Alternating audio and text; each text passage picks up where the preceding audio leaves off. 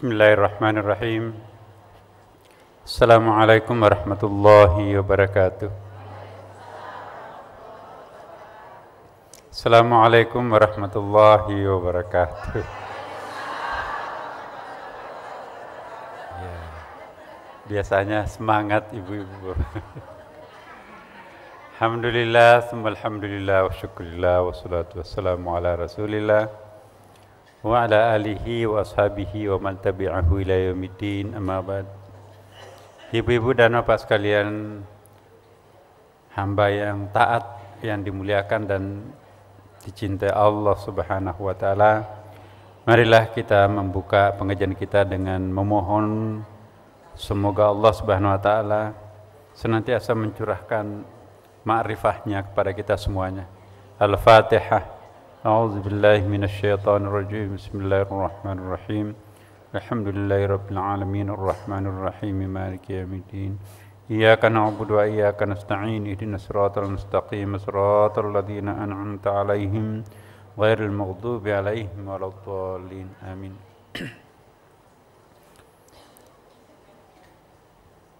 Kita melanjutkan pembahasan kita yang lalu, minggu yang lalu, tentang The Art of Happiness, seni kebahagiaan. Kebahagiaan itu gampang diucapkan, tapi sulit diwujudkan. Kebahagiaan itu tidak bisa diteorikan, sebab teori apapun tidak akan pernah sempurna menjelaskan kebahagiaan itu apa. Bahasa agama kita lah yang insya Allah mampu memberikan informasi tentang kebahagiaan itu. Seperti yang diisyaratkan Rasulullah sallallahu alaihi wasallam, al-ghina ghinan nafs. Kekayaan yang sejati sesungguhnya ialah kekayaan batin, kekayaan hati. Jika batin kita, jika jiwa kita bahagia, Bapak Ibu, semiskin apapun fisik kita, maka insya Allah tetap akan terasa bahagia. Tapi kalau batin kita yang miskin, sekaya apapun lahiriah kita, tetap tidak ada manfaatnya. Karena itu kehadiran kita ke masjid, tasbih yang selalu menemani kita, Al-Quran yang selalu ada di tas. Quran di tas tapi dibaca, bukan hanya ditaruh. Insya Allah akan senantiasa menghibur diri kita sendiri. Orang yang selalu bersama dengan Al-Quran pasti tidak pernah kesepian. Para adik-adik kita yang belum berkeluarga seringkali gelisah karena belum punya pasangan, padahal sudah lampu kuning dari segi usia. Kita katakan bahwa tidak perlu khawatir, tidak perlu takut. Selama Al-Quran ada di tangan kita, maka seseorang itu tidak akan pernah bisa kesepian. Kenapa Bapak Ibu sekalian? Ini yang saya ingin selipkan pada poin The Art of Happiness ini. Karena Al-Quran itu penuh dengan misteri dan rahasia. Al-Quran itu Bapak Ibu punya dua dimensi sekaligus. Al-Quran sebagai Al-Quran dan Al-Quran sebagai Alkitab. Ya. Apa maksudnya? Quran dari akar kata qara'a, yaqra'u, membaca. Kemudian membentuk masdarnya menjadi Qur'anun, bacaan. Kalau bacaan itu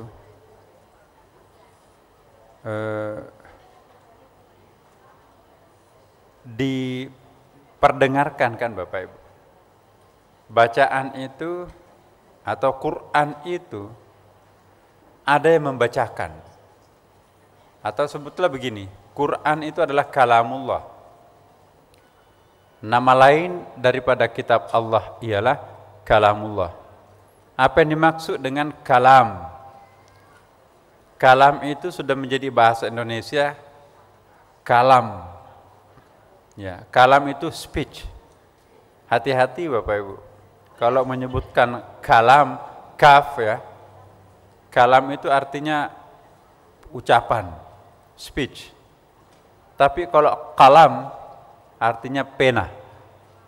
Beda. Kalam Tuhan, pena Tuhan. Nun wal qalami wa ma yasturun. Demi pena Tuhan, kalam Tuhan. Tapi bisa juga kita kalam Tuhan, kalamullah artinya ucapan Allah, firman Allah. Kalau kita menekankan kalamullah ya sebagai Quran, berarti kita sesungguhnya yang paling tepat untuk kita pasang sebagai sensor kita itu adalah telinga. Tapi kalau kita tekankan kalam Allah itu ialah kitabullah, kitab Allah, maka yang kita harus pasang di situ adalah mata kita kan. Kalau ada pembicaraan yang tepat untuk kita gunakan apa mata atau telinga Bapak Ibu? Ya. Quran itu ya yang dibaca atau Quran itu firman Allah. Firman Allah itu ucapan Allah. Speech of God. Speech itu apa, didengar atau dibaca? Didengar. Bagus. Nah sekarang, kita lebih banyak mana? Membaca atau mendengar? Benar? Mana yang paling sering kita lakukan? Membaca Al-Quran atau mendengar Al-Quran? Baca Al-Quran. Jangan dipandang enteng, Bapak, ini pernyataan Ibu Bapak sendiri dan kita semua juga sebetulnya. Al-Quran sebagai kalamullah, speech of God, firman Allah. Firman itu artinya ucapan Allah. Sebagai ucapan Allah, maka sensor yang paling tepat untuk kita pasang pada saat kita berkomunikasi dengan firman Allah itu telinga atau mata? Telinga. Ya.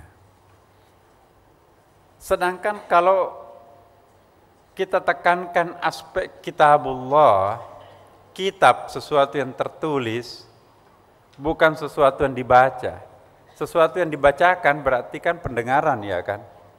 Kalau sesuatu yang ditulis berarti mata. Yang kebanyakan kita itu sesungguhnya bentuk komunikasi kita dengan Al-Quran itu adalah mata. Kenapa? Karena kita membaca.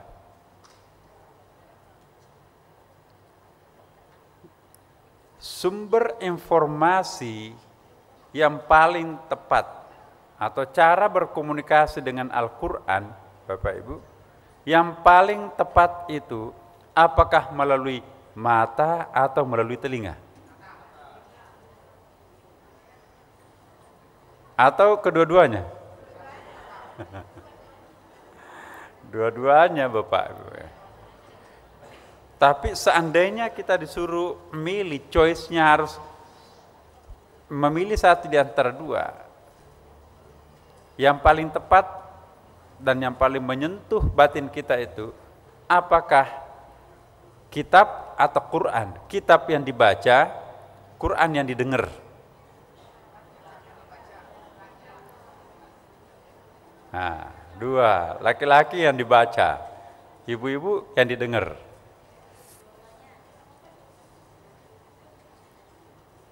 Terus terang saya ingin mengatakan di sini bahwa yang paling sering kita gunakan itu adalah membaca.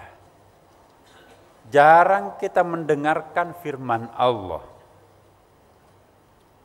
Lebih sering kita membaca firman Allah. Ulama kita, para aulia kita, sesungguhnya dia lebih banyak mendengar. Pertanyaannya, siapa yang mau didengar? Suara Tuhan kita tidak mungkin mendengarnya, bukan? Lantas apa yang kita harus dengarkan? Apakah sound system yang membacakan Al-Quran? Ya. Maka disinilah tasawufnya Al-Quran. Mulut yang membaca, telinga kita yang mendengar. Mulut yang membaca, gendang telinga kita yang mendengarkan. Kalau berkolaborasi antara mata dengan telinga, maka itulah nanti yang akan memahami makna batin, makna hakikat Al-Quran. Ya. Suara-suara Al-Quran itu perlu kita tangkap dengan telinga-telinga batin. Ya. Kan firman Allah itu artinya ucapan Allah. Pendekatan lebih primer itu sesungguhnya kalau itu yang kita tekankan firman Allah, ucapan Allah, maka di situ yang paling primer untuk menangkap makna pertama itu ialah mendengarkan, ya kan. Kalau membaca itu efek daripada suara yang ditulis itu, kemudian itu yang kita baca. Berarti indirect, tidak langsung. Pertanyaan berikutnya, bagaimana caranya mendengarkan firman Allah? Karena Quran itu adalah firman, ucapan, statement, speech. Ya. Di dalam pembahasan kitab-kitab tasawuf, Bapak Ibu, orang yang ingin menangkap makna batin Al-Quran harus lebih banyak memasang indera pendengarannya. Pendengaran apa yang harus dipasang? Pendengaran batinnya. Kan ada ayatnya. Fa idza quri'al Qur'ana fastami'u lah. Apabila Al-Qur'an itu dibaca, diperdengarkan, ya kan? Maka fastami'u lah. Dengarkanlah. Jadi Quran itu adalah sesuatu yang dibaca. Karena sesuatu itu yang dibaca, maka sensor yang paling tepat untuk menangkap bacaan itu apa, telinga atau mata? Telinga. Bagus. Ketika kita membaca surah Al-Fatihah, baik yang kita baca sendiri maupun yang dibacakan oleh imam,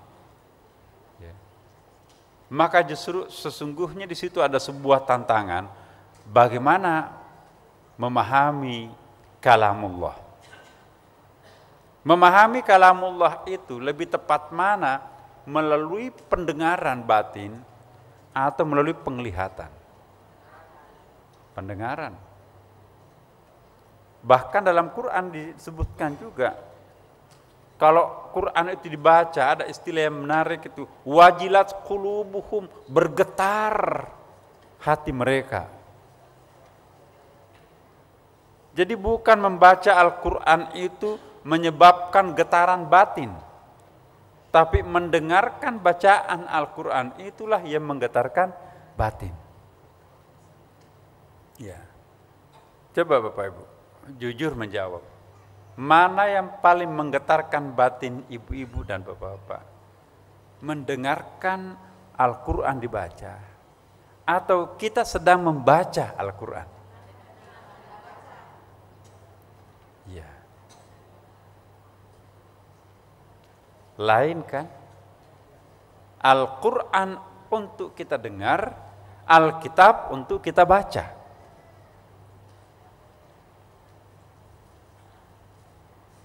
Kalau pendengaran, apalagi pendengaran batin yang bekerja, sekalipun yang kita dengarkan itu tidak tahu artinya, tetapi sentuhan batinnya terasa. Bukan begitu Bapak? Pernah enggak Bapak Ibu dan para pendengar di rumah yang dengarkan juga, rekaman juga nanti didengar, pernah enggak bosan mendengarkan surah Al-Fatihah dibaca? Masa imam setiap hari, setiap rakaat Al-Fatihah melulu? Kira-kira pernah enggak kita menghitung sudah berapa ratus ribu Al-Fatihah kita dengarkan? Coba kalau lagu dangdut didengarkan 100.000 kali, bosan enggak? Pasti bosan. Tapi Quran pernah enggak membosan kita mendengarkan? Enggak pernah. Seandainya kaset tunggal yang diputar di Masjid Sunda Kelapa atau di masjid manapun juga, maka Quran itu pun juga sampai kita hafal mati tidak akan pernah bosan. Kenapa? Karena yang kita dengarkan itu adalah firman-Nya Allah, the speech of God. Tapi kalau coba kata-kata manusia, mohon maaf almarhum dan kita selalu doakan agar diterima di sisi Allah, dakwah Zainuddin MZ diperdengarkan setiap hari seperti kita mendengarkan Quran setiap hari di menara masjid. Bosan enggak kita mendengarkan? Bukan ceramah-ceramah, pasti ada kebosanan. Tapi kalau yang kita perdengarkan adalah kaset-kaset pengajian Al-Quran, itu kalau ada yang bosan mendengarnya, telinganya rusak.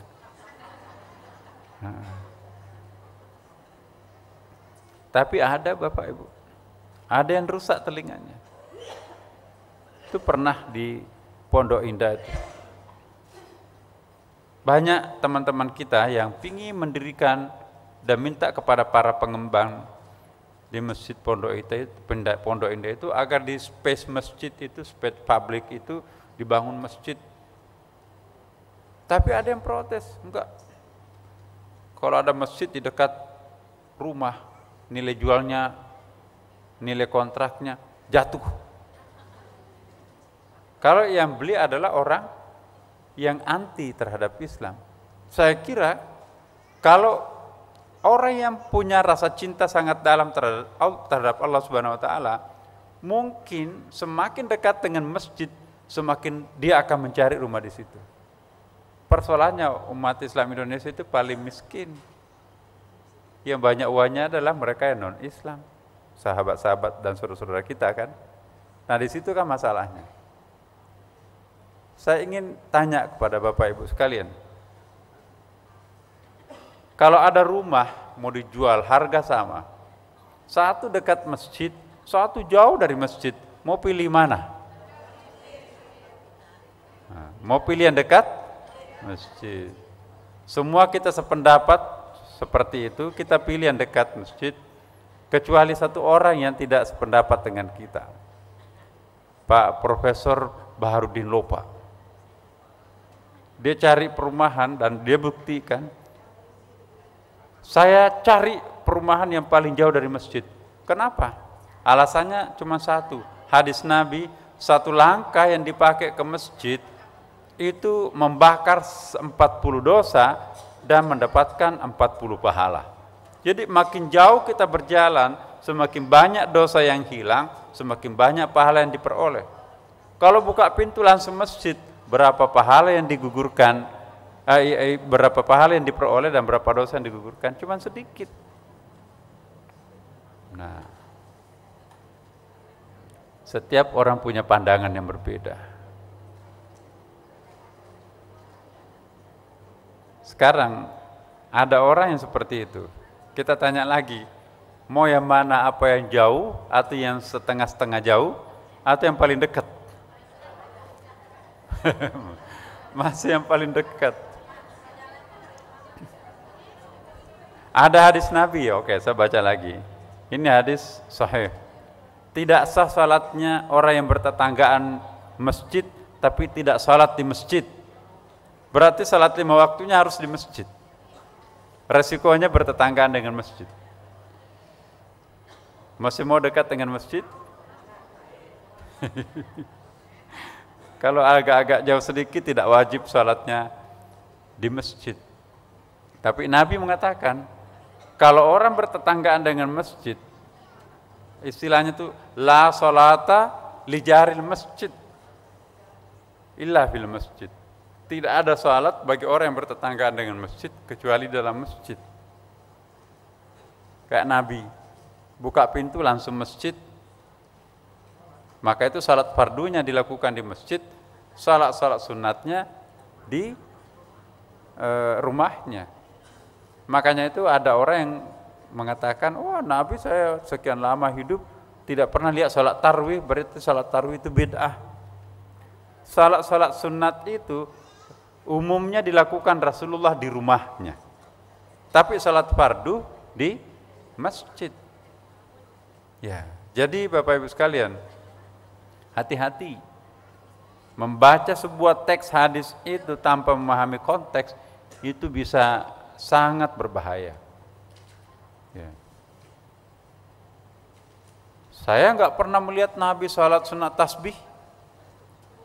Salat sunat seperti itu bukan dilakukan di masjidnya Nabi, tapi di dalam rumah.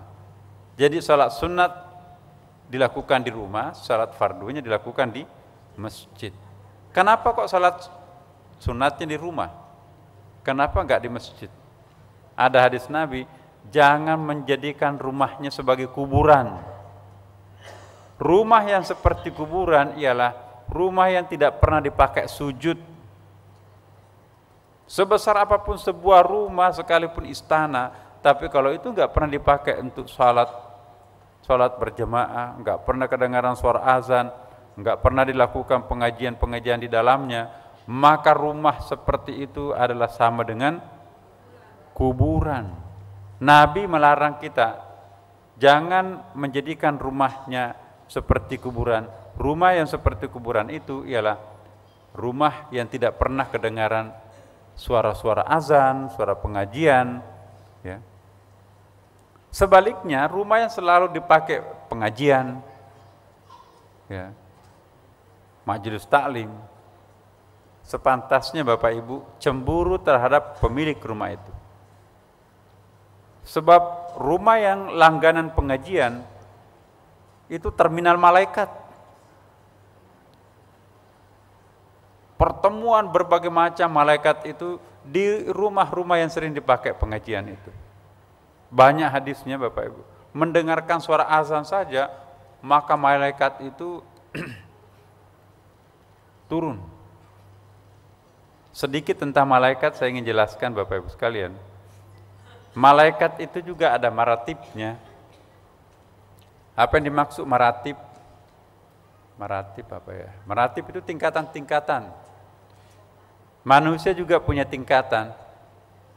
Likulli syai'in maratibun. Segala sesuatu itu punya tingkatan-tingkatan. Ya. Termasuk malaikat itu juga punya tingkatan. Tingkatan-tingkatan di sini ada malaikat yang disebut dengan malaikat ulul azmi. Malaikat yang sangat tinggi, malaikat yang sangat tinggi martabatnya, malaikat utama. Itulah penghuni alam Jabarut. Seperti Jibril, ya, Mikail, Israfil dan seterusnya, maka malaikat-malaikat utama itu. Tapi juga ada malaikat yang di tingkat bumi, ya, di tingkat agak ke bawah. Ya. Ada hadis Nabi, setiap tetes air hujan yang turun dari awan itu diantar oleh seorang apa sosok malaikat itu ya. Seorang malaikat lah, bukan orang tapi apa kalau malaikat? sebuah lain. Ya? Ya, malakut ya, malaikat. Jadi begini Bapak Ibu sekalian, malaikat itu punya tingkatan-tingkatan, sama juga manusia kan. Manusia itu punya tingkatan. Ada tingkatan manusia itu nabi, wali, ulama, ada orang awam. Malaikat itu juga punya yang istimewa, malaikat utama namanya, seperti Jibril. Nah, ada ayat yang sering kita baca dan sering dengarkan ceramahnya. Surah Al-Baqarah ayat 30. Wa idz qala rabbuka lil malaikati inni ja'ilun fil ardi khalifah. Qalu ataj'alu fiha may yufsidu fiha wa yasfiku dima. Ya. Intinya, ingatlah ketika Allah menyampaikan kepada malaikat, sesungguhnya aku akan menciptakan sesuatu, ini jailun fil ardi, di muka bumi ini sebagai khalifahku, pengganti representatifku, kata Allah. Lalu seolah-olah di situ ada interupsi, ada pertanyaan malaikat, ataj'alu fiha may yufsidu fiha. Kenapa engkau akan menciptakan makhluk itu, yaitu manusia itu? Bukankah dia nanti yang akan menyebabkan kerusakan? Wa yasfiku dima, dan menyebabkan pertumpahan darah. Jadi seolah-olah protes terhadap Tuhan. Seolah-olah terkesan, kenapa bukan kami yang dilantik sebagai khalifah? Bukankah kami yang selalu taat terhadapmu? Nah, di dalam penjelasan kitab-kitab kuning, kitab ulama ya, termasuk Ibnu Arabi, bahwa malaikat yang mempertanyakan kebijakan Tuhan itu adalah malaikat bumi, bukan malaikat di langit atas sana. Jibril tidak pernah mempersoalkan rencana Tuhan. Kenapa? Karena dia tahu semakin tinggi sebuah tingkatan, maka semakin luas wawasannya. Jadi kalau orang itu, mohon maaf ya, cetek pemahamannya, itulah yang paling banyak pertanyaannya. Ya. Tapi kalau orang sudah tinggi makamnya, martabatnya, pertanyaannya sudah tidak ada lagi. Kenapa? Untuk apa ditanyakan, sudah tahu ya kan? Kenapa engkau akan menciptakan manusia? Bukankah nanti itu akan menyebabkan kerusakan alam dan pertumpahan darah? Yang mempertanyakan itu adalah malaikat tingkat bawah, bukan malaikat yang di tingkat atas, seperti Jibril. Jibril, ya, sama kita kan juga. Ada orang masa begitu aja dipertanyakan, tapi yang lain-lainnya diam-diam aja tuh. Kenapa diam? Karena dia tidak tahu. Dia sudah tahu. Nah, teman-teman, Bapak Ibu sekalian, nah ini perlu kita memahami. Jangan kita menggeneralisir bahwa semua malaikat termasuk Jibril keberatan terhadap kebijakan Tuhan.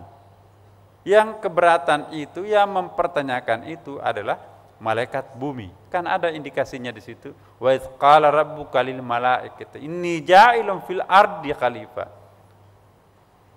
Ya. Kan di sini kan ada malaikat kan, wa ma yalfidhu min qaulin illa ladaihi raqibun atid. Malaikat raqib yang bertengger di sini, malaikat atid yang ada di sini. Apa Jibril yang ada di sini? Bukan. Jibril alamnya di martabat utama itu. Tapi yang menjadi pengawal-pengawal kita, seperti Bapak Ibu kalau tidur, ada kecoa, ada semut mau masuk di telinganya, jangan coba-coba dekat. Iya kan? Kalau kita menyelam di laut, ya, jangan coba-coba. Aku ada mendampingi. Tapi kalau sudah jadi mayat, ikan-ikan kecil teri itu pun juga mematok-matok itu sampai dagingnya penumpang kapal itu, penumpang pesawat itu habis dimakan ikan kecil. Ya. Baru nelayan kita nangkap ikan di sekitar situ. baru kita makan ikan. Coba, baru kita buang air lagi, kotoran kita itu lari ke sungai lagi, terbagi-bagi. Ada orang makan di Indonesia, buang airnya di Amerika. Bagaimana mungkin nanti itu akan dikumpulkan seluruh daging-dagingnya mayat itu di padang mahsyar? Apa seperti itu? Jadi ada orang yang meragukan, apa iya mungkin? Tapi ulama kita juga ada yang menjawab, kalau Tuhan kuasa untuk mengadakan dari tiada menjadi ada, maka lebih gampang lagi untuk mengumpulkan yang sudah ada. Tidak ada yang sulit bagi Allah Subhanahu wa ta'ala. Jadi poin yang saya ingin sampaikan Bapak Ibu, dengan menyinggung malaikat tadi, malaikat itu ada malaikat yang ditugasi di bumi, itu yang jumlahnya banyak. Siapa yang bisa menghitung tetesan air di musim hujan ini? Setiap tetes hujan dari langit, maka itu dikawal oleh sosok malaikat. Jadi kalau 1 juta butiran air hujan, maka 1 juta pun juga malaikat di sekitar situ. Kalau kita azan Bapak Ibu, di rumah Bapak Ibu mengaji, ngumpul semua malaikat-malaikat itu. Jadi kalau orang membaca Quran tidak pernah kesepian. Kenapa? Karena ditemani oleh malaikat. Ya. Jadi kalau Bapak Ibu sendirian, bapaknya pergi ke kantor, anaknya pergi kuliah atau pergi sekolah, ngaji sendiri, ghairil maghdubi alaihim waladhdallin, tiba-tiba malaikat bersuara, amin.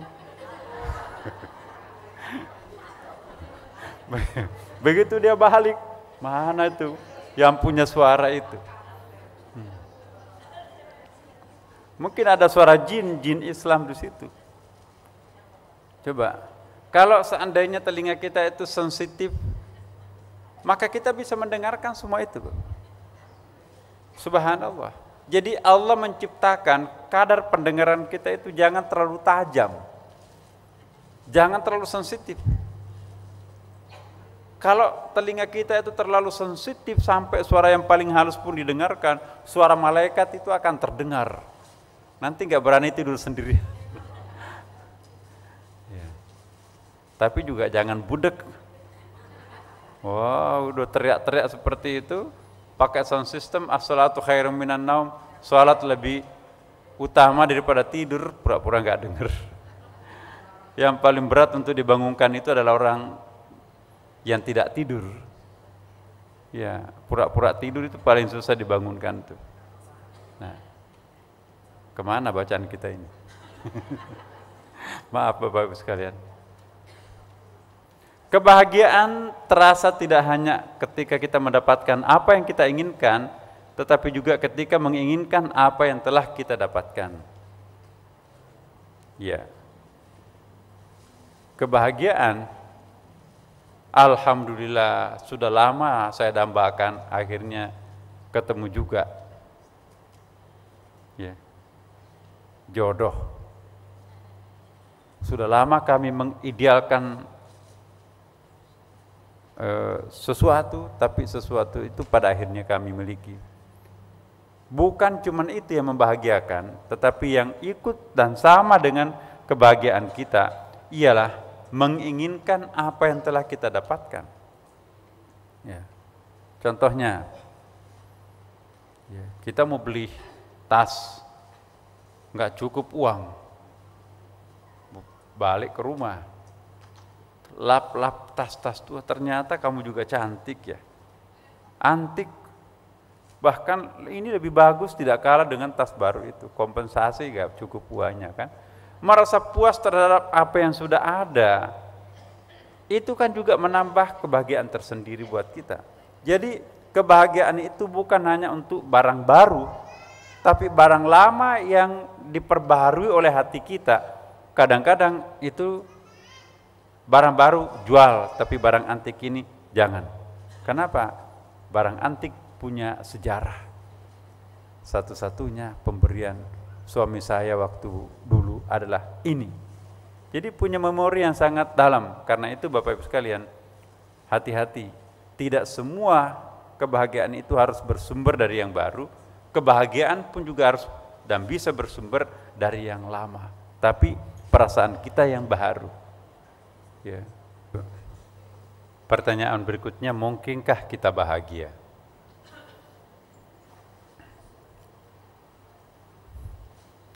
Setiap orang bisa bahagia. Apapun definisi kebahagiaan itu. Kebahagiaan itu bukan hanya miliknya orang kaya. Kebahagiaan itu bukan hanya miliknya pejabat. Kebahagiaan itu bukan hanya miliknya bangsawan. Kebahagiaan itu milik bersama, berbagi satu sama lain. Sama dengan ketawa. Ketawa itu bukan hanya miliknya orang yang banyak uangnya. Jangan-jangan orang yang banyak uangnya lebih sulit ketawa daripada orang yang tidak punya uang, tidak punya beban kan. Jadi di sini subhanallah dikatakan bahwa setiap orang bisa bahagia, apapun definisi kebahagiaan itu. Ya. Kalau ada definisi kebahagiaan mengatakan kebahagiaan ialah kesehatan, maka alhamdulillah kita pernah menikmati kesehatan. Kebahagiaan adalah iman. Alhamdulillah kita punya iman. Kebahagiaan adalah kita hidup dalam sebuah zona yang nyaman. Alhamdulillah, walaupun gubuk tapi kita merasa aman. Ya. Kebahagiaan ialah kita memiliki anak. Orang yang tidak punya anak tetapi punya anak yatim piatu, kadang-kadang orang itu akan merasakan kebahagiaan khusus tidak kalah dengan kebahagiaan anak kandung. Hanya karena psikologi saja Bapak Ibu sekalian, seolah-olah anak kandung itu di atas segala-galanya. Tapi kalau anak angkat atau anak yatim yang dicurahkan kasih sayang terhadapnya, maka sesungguhnya kita juga bisa bahagia dengan mereka. Bahkan tidak sedikit pengalaman orang justru bisa bahagia dengan anaknya orang lain ketimbang anak kandungnya sendiri. Contohnya Nabi Nuh, dia enjoy bersama dengan anak-anaknya orang lain yang naik di perahunya, tapi anak kandungnya sendiri justru ia mempermalukan, yaitu Kanaan. Seperti apapun definisi kebahagiaan itu, setiap orang bisa merasakan kebahagiaan itu. Kenapa? Karena kebahagiaan tidak identik dengan konglomerasi. Kalau kebahagiaan identik dengan konglomerat, maka semua orang yang tidak konglomerat tidak bisa bahagia. Tapi Allah Maha Adil, setiap hambanya berhak mencicipi kebahagiaan apapun adanya dirinya itu. Ini tak terbantahkan Bapak Ibu sekalian. Jadi kita dilarang la taqnatu min rahmatillah, jangan putus asa. Jangan melihat rendah dirinya terus menerus. Kami kan tidak punya uang, kami kan tidak punya rumah, semuanya kontrak. Kami tidak punya apapun, kami enggak punya apa-apa, kami tidak punya siapa-siapa. Lantas apakah kita harus bersedih? Tidak. Kita memang tidak punya apa-apa, enggak punya uang, enggak punya rumah. Kita pun juga tidak punya siapa-siapa, tidak ada backingnya. Tapi kalau ditanya, apakah Bapak Ibu tidak punya Tuhan? Punya. Apakah mau ditukar antara Tuhan dengan dunia dan segala isinya? Enggak kan. Jadi tidak ada satupun makhluk yang hidup di muka bumi ini yang betul-betul merasa tidak punya apa-apa. Jadi kalau ada orang yang mengatakan saya enggak punya apa-apa dan tidak punya siapa-siapa, itu bahaya karena bisa mengingkari keberadaan Allah Subhanahu wa ta'ala. Bahkan sebaliknya, kadang-kadang orang yang justru tidak punya apa-apa dan tidak punya siapa-siapa, semakin possessiveness-nya terhadap Tuhannya itu semakin kencang. Rasa memiliki Tuhannya itu semakin akrab pada saat orang itu sudah nggak punya apa-apa lagi. Justru pada saat memiliki apa-apa, perasaan memiliki Tuhannya itu kurang. Kenapa? Karena sepertinya bisa menyelesaikan persoalan dengan uang, sepertinya bisa menyelesaikan persoalan dengan pengaruh, karena ada pembesar di sekitarnya. Orang yang seperti ini berpotensi untuk merenggangkan hubungannya dengan Tuhan. Makanya itu Bapak Ibu sekalian, minggu lalu pada malam Jumatan kita sering juga bahas ini. Ya. Jadi jika kita ingin martabatnya naik ke langit, jika ingin mi'raj setinggi-tingginya ke langit, jika ingin pangkatnya naik di mata Allah Subhanahu wa taala, yang harus kita lakukan adalah kebalikan dari yang naik itu. Yaitu apa? Jika ingin melejit ke atas, sujudlah. Tapi jika ingin berat bawaannya ke langit, sombonglah. Angkat dirinya tinggi-tinggi, pasti tidak akan sampai ke atas. Kata Rasulullah SAW, siapa yang memelihara sedikit pun kesombongan dalam batinnya, maka tidak akan pernah mencium bau surga. Artinya nggak akan pernah naik ke atas.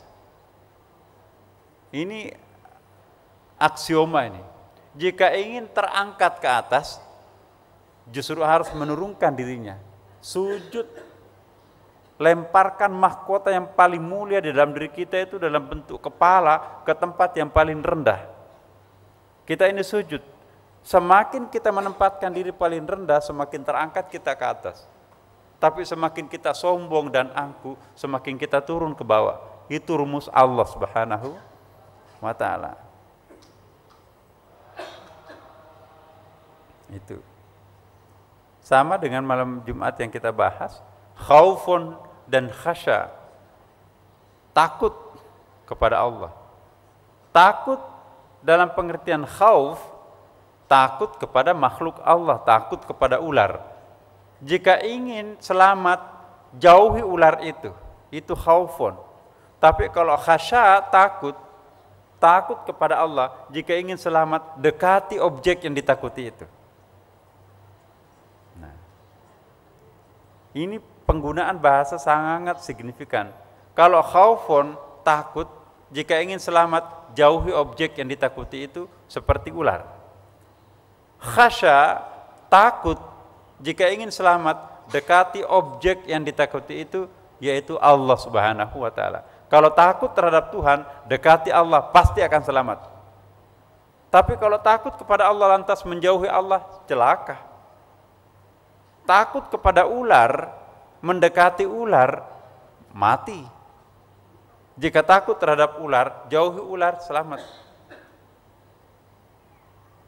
Hidup ini membutuhkan pikiran, Bapak Ibu. Maka itu Rasulullah mengatakan, ad-dinu huwal aql. Agama itu adalah akal. Iya.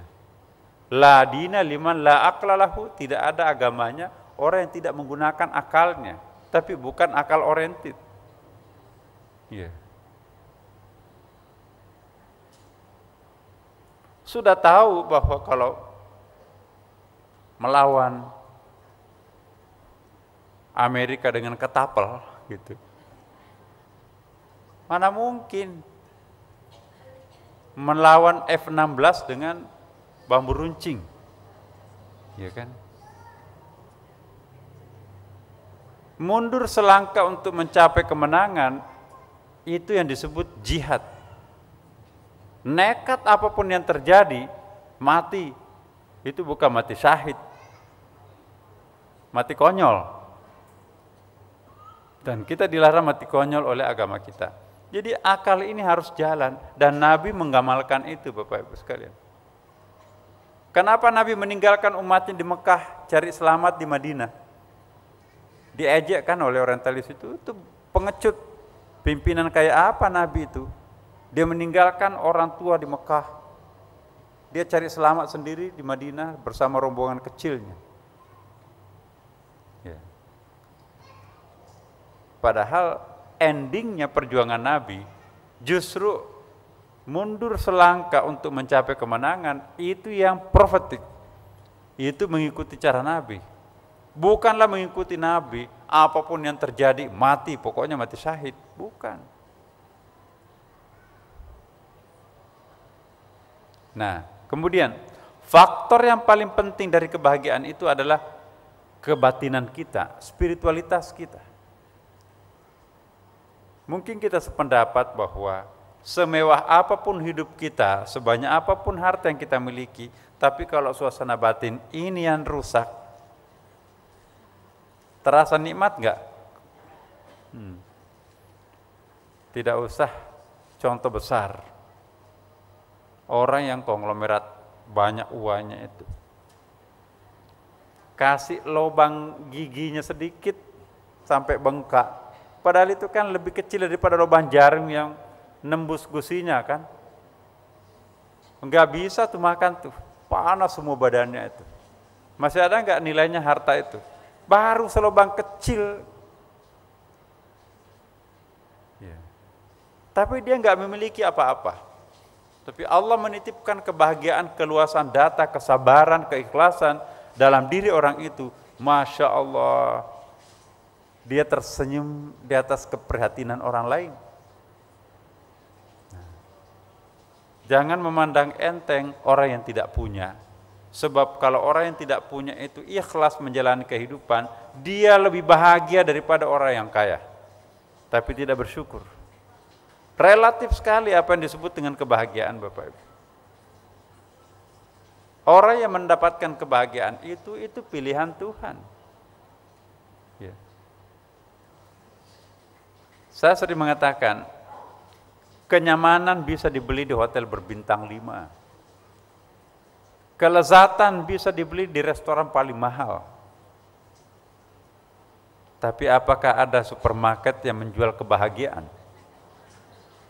Gak ada. Hotel berbintang 5 disuguhi makanan ya yang sangat mewah. Tapi kalau sakit gigi semalaman gak tidur.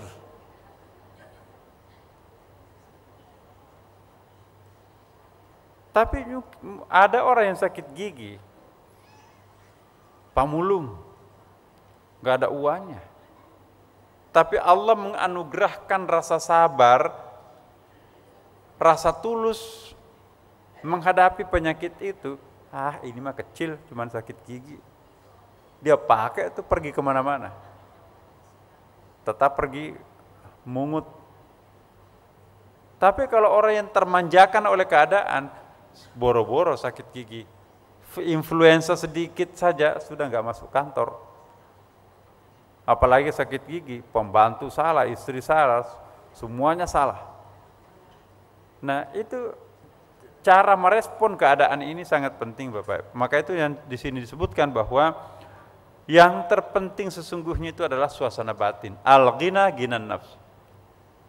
Celakanya kita malah mengharapkan kebahagiaan dari sumber-sumber di luar diri kita.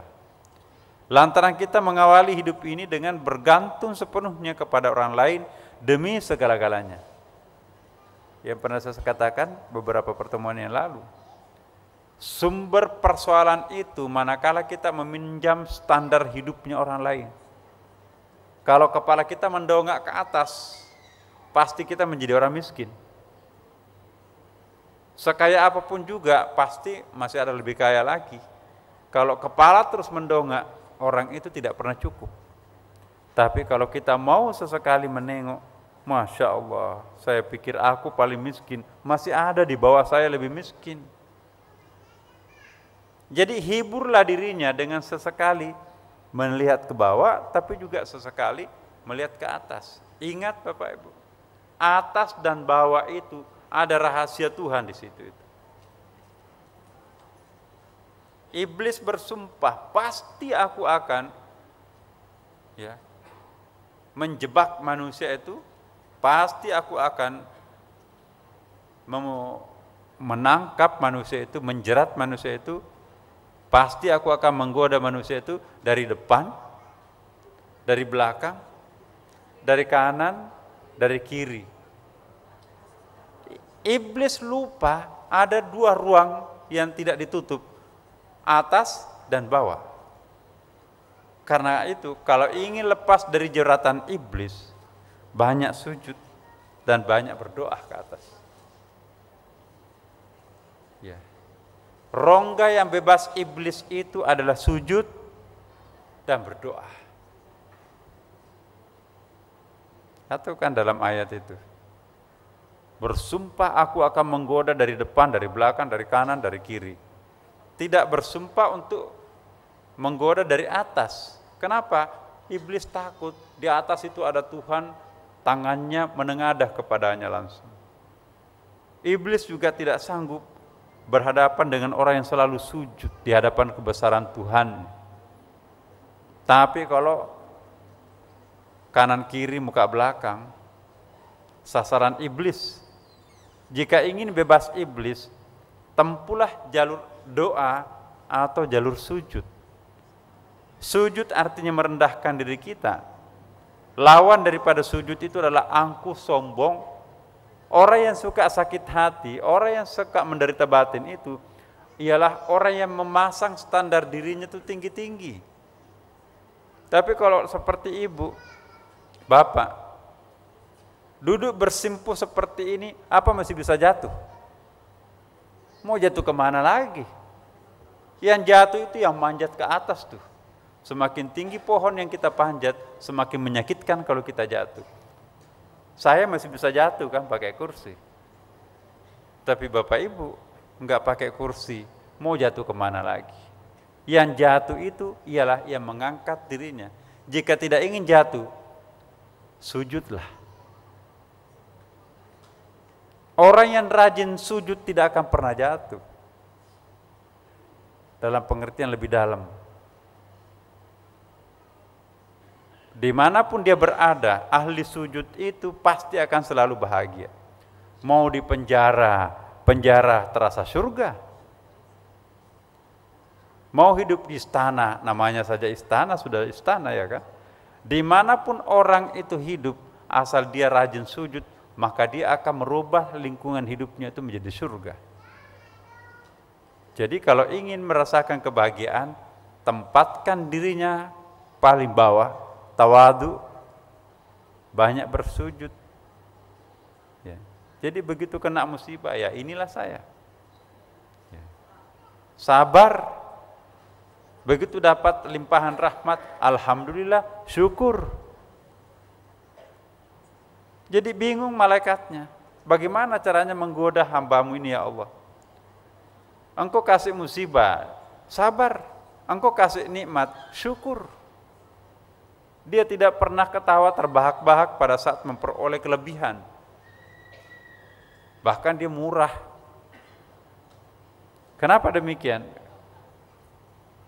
Itulah ahli doa dan ahli sujud. Kalau orang rajin berdoa dan rajin sujud, pastikan bahwa orang itu insya Allah langganan kebahagiaan. Surga datang menjemput lebih awal sebelum waktunya masuk surga. Akan tetapi orang yang sombong, Bapak Ibu sekalian, siapapun dia, setinggi apapun jabatannya, sebanyak apapun hartanya, pasti langganan penderitaan, langganan kekecewaan. Kenapa orang kecewa? Karena standarnya terlalu tinggi. Ya. Kenapa orang menderita? Ya. Karena obsesinya adalah kebalikan dari penderitaan itu sendiri. Tapi kalau menyerahkan sepenuhnya dirinya kepada Allah Subhanahu wa taala, begitu datang penyakit, oh ini caranya Tuhan membersihkan masa lampau saya yang banyak dosanya. Enggak terasa tuh penyakit itu. Ya. Begitu dapat promosi, dapat kenikmatan. Ya, ini berkat doanya kedua orang tua saya. Semakin cinta terhadap orang tua. Ini doa guru saya. Ini doa daripada orang-orang yang mendoakan saya. Dia tidak mengatakan ini hasil keringat saya. Ya. dia seolah-olah melupakan dirinya bahwa prestasi yang saya peroleh ini bukan dari saya. Karena begitu kita mengatakan prestasi ini dari aku, maka pada saat yang bersangkutan orang itu juga merasa sombong.